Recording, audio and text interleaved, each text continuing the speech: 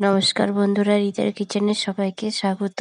আজ তোমাদেরকে ঢ্যাঁড়সের রেসিপি করে দেখাবো। এখানে কিছুটা ঢ্যাঁড়স নিয়েছি, ঢ্যাঁড়সগুলোকে ধুয়ে এভাবে কেটে নিয়েছি। লাগছে একটা টমেটো আর একটা আলুকে এভাবে ডুমো করে কেটে নিয়েছি। এই রেসিপিটা ভাত বা রুটির সাথে খেতে খুবই ভালো লাগে, করে দেখবে তোমরা। এবার রেসিপিটা স্টার্ট করছি। এখানে কিছুটা সর্ষের তেল দিলাম।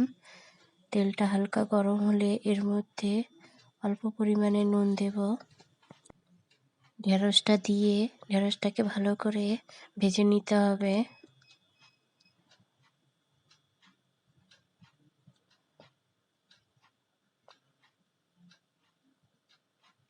আরও কিছুটা তেল দিলাম। ওই তেলের মধ্যে একটা তেজপাতা আর একটা শুকনো লঙ্কাকে ফোড়ন হিসাবে দিলাম, আর দেব অল্প পরিমাণে পাঁচফোড়ন।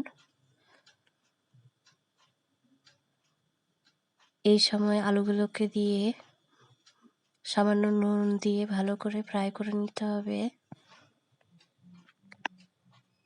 এই সময় এখানে টমেটোটা দিয়ে দেব।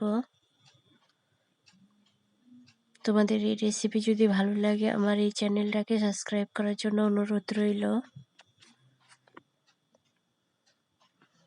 এই সময় এখানে অল্প পরিমাণে হলুদের গুঁড়ো দিচ্ছি, লাগছে কিছুটা জিরের গুঁড়ো,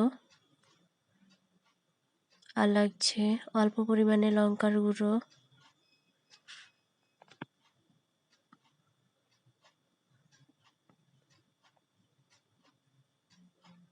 এক বাটি এখানে জল দেব। জলের পরিমাণটা অল্প করেই দেব।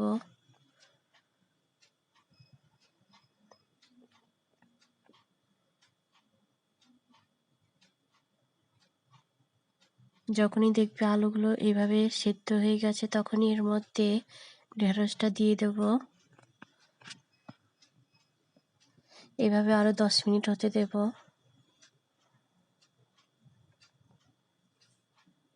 সবার শেষে অল্প পরিমাণে এখানে ধনেপাতা দিলাম।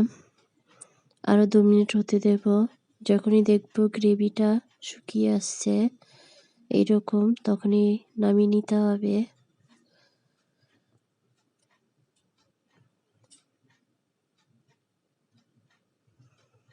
তোমাদের যদি ভালো লাগে আমার এই রেসিপিটা, তোমরা কমেন্ট করে বলবে।